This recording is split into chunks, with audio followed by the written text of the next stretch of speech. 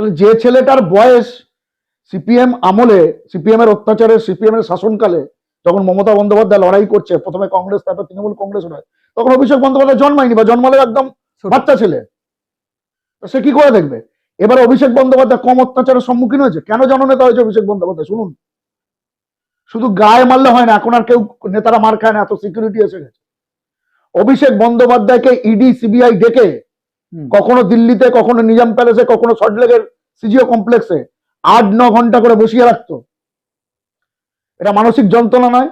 তার ওয়াইফকে, অভিষেক বন্দ্যোপাধ্যায়ের ওয়াইফকে কোলে বাচ্চা নিয়ে ইডি সিবিআইয়ের সম্মুখীন হতে হতো, এয়ারপোর্টে তাদেরকে হেনস্থা করতে হতো। একদম, এটাও কম অত্যাচার নয়। কিন্তু অভিষেক বন্দ্যোপাধ্যায় জননেতা, অভিষেক বন্দ্যোপাধ্যায়ের গায়ে মমতা বন্দ্যোপাধ্যায়ের রক্ত আছে।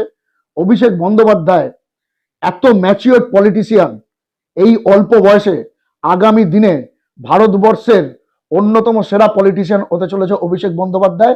তিনি কোনোদিন শাসন ক্ষমতায় থাকুন বা না থাকুন, একজন পলিটিশিয়ান হিসেবে অভিষেক বন্দ্যোপাধ্যায় অনেক বেশি ম্যাচিওর। শুভেন্দু অধিকারীর মতো বাবাকে দেখিয়ে, মমতা বন্দ্যোপাধ্যায়কে দেখিয়ে নেতা হয়নি। শুভেন্দু অধিকারীকে জিজ্ঞাসা করবেন দেবাশিস পাহাড়িকে চেনে কিনা, সব এক্সক্লুসিভ দিয়ে দিচ্ছে আপনার চ্যানেলে।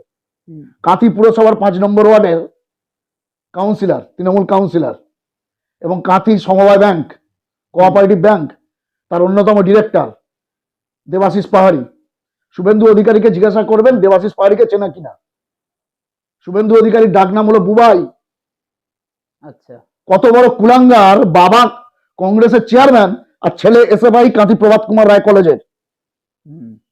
ঠিক আছে, 2014 সাল থেকে তলে তলে বিজেপির সঙ্গে, অমিত শাহর সঙ্গে যোগাযোগ রাখতো।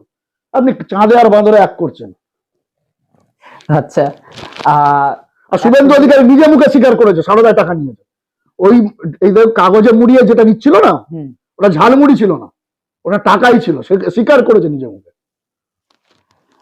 তো পশ্চিমবঙ্গের বঙ্গ রাজনীতিতে যেটা আমরা দেখছি, বিজেপি তাদের মুখপাত্র হিসেবে, বিজেপি পরবর্তী মুখ্যমন্ত্রী মুখ হিসেবে দিলীপ বাবুকে সরিয়ে, সুকান্ত বাবুকে সরিয়ে, ইনাদেরকে সরিয়ে এখন মেন ফেস করাচ্ছেন শুভেন্দু বাবুকে নিয়ে হাঁটছেন।